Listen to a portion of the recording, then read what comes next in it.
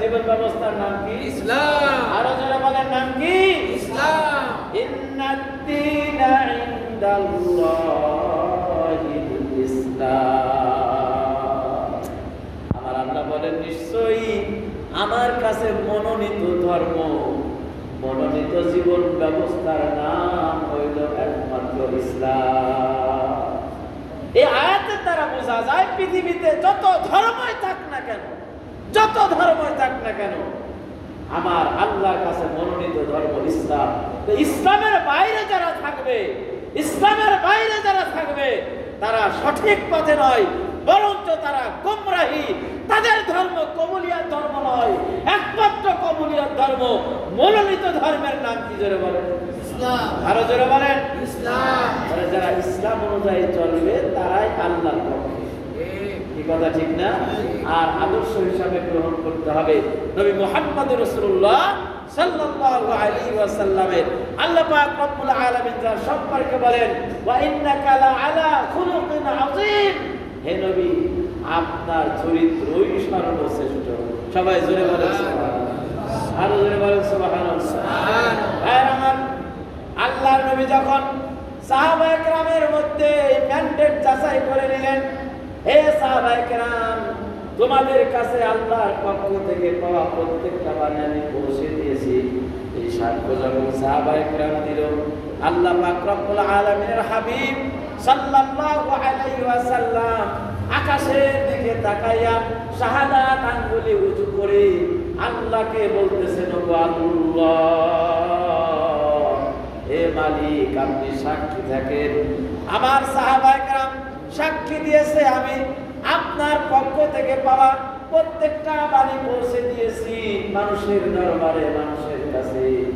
এই কথা যখন আল্লাহর দিকে ইশারা করে আল্লাহর নবী বললেন, তখন আল্লাহ পাক রব্বুল আলামিন হযরত জিবরাইলের মাধ্যমে জানিয়ে দিলেন, ও জিবরাইল, যাও যাও, আমার নবীকে সংবাদ দিয়ে দাও, আমার নবীকে সংবাদ দিয়ে দাও, আমি আল্লাহ রব্বুল আলামিনও সাক্ষী দিলাম আমার নবী আমার পক্ষ থেকে যা পেয়েছে সব পৌঁছে দিয়েছে।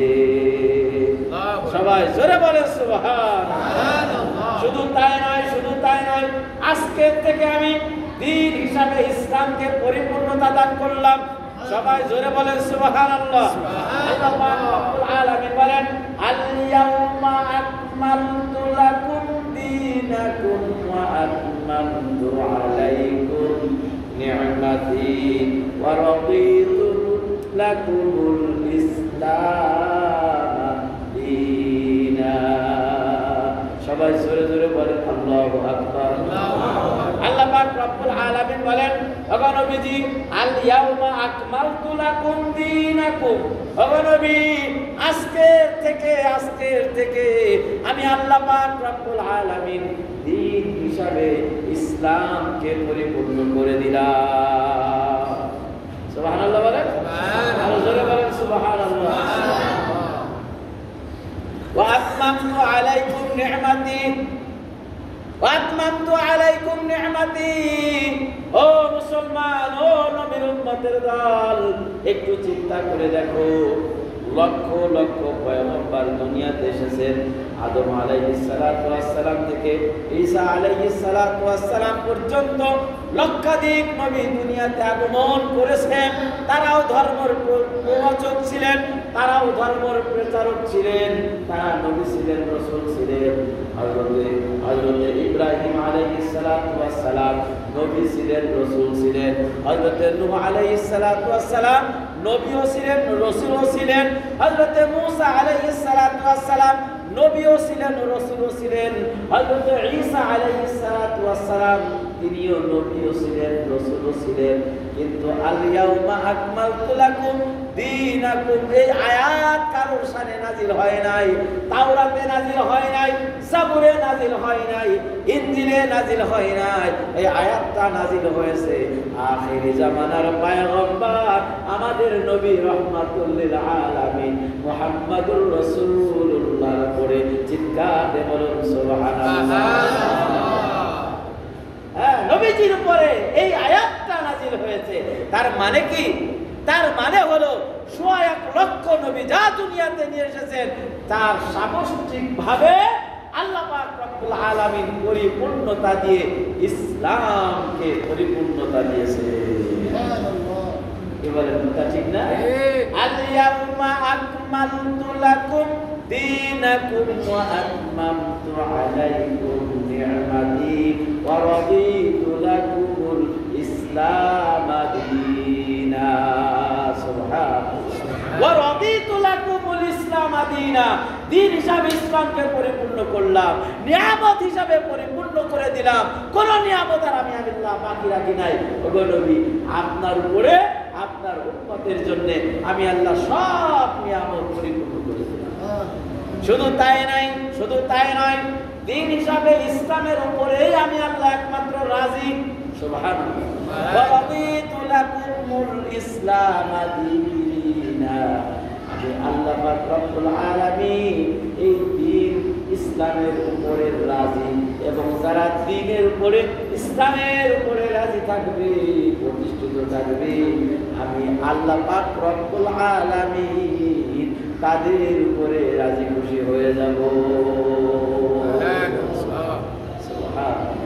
যেমন সাহাবায়ে কেরাম রাদিয়াল্লাহু তাআলা আনহুম আল্লাহর বিধানকে মেনে নিয়েছেন, আল্লাহর নবীর আদর্শকে মেনে নিয়েছেন। কথা ঠিক কিনা?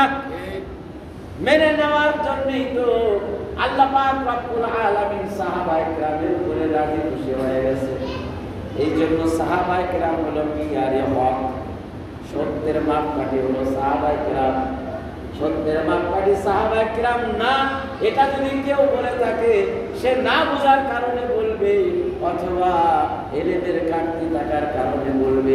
কারণ এই কথা এটা কোনো মানুষের কথা না, এটা হলো আল্লাহর রাসূল সাল্লাল্লাহু আলাইহি ওয়াসাল্লাম নিজে বলেছেন, সাহাবায়ে কেরাম হলো সত্যের মাপকাঠি, মিয়ারে হক। সাহাবায়ে কেরামের মর্যাদা কেমন? আল্লাহু আকবার। সাহাবায়ে কেরাম রাদিয়াল্লাহু তাআলা আনহুর মর্যাদা কেমন? হযরতে মুআবিয়া রাদিয়াল্লাহু তাআলা আনহার অনেকে সমালোচনা করেন। এক বুজুর্গের কাছে প্রশ্ন করা হলো যে মুআবিয়া রাদিয়াল্লাহু তাআলা আনহুর মর্যাদা বেশি না ওমর ইবনে আব্দুল আজিজ রাহমাতুল্লাহ আলাইহির মর্যাদা বেশি? ওমর ইবনে আব্দুল আজিজ তার জীবনে কোনোদিন খারাপ কাজের সাথে জড়িত হওয়ার প্রমাণ মেলে না, তার থেকে একটা গুনাহ হয়ে গেছে এটা প্রমাণ মেলে না। শাহ আব্দুল আজিজ রাহমাতুল্লাহ, ওমর ইবনে আব্দুল আজিজ রাহমাতুল্লাহ আলাইহি, আল্লাহু আকবার, তিনি এত বড় বুজুর্গ ছিলেন, তার গায়ের ঘাম যদি জামায় লাগতো, ওই জামা দিয়ে মিশক আম্বরের আতরের ঘ্রাণ বের হতো।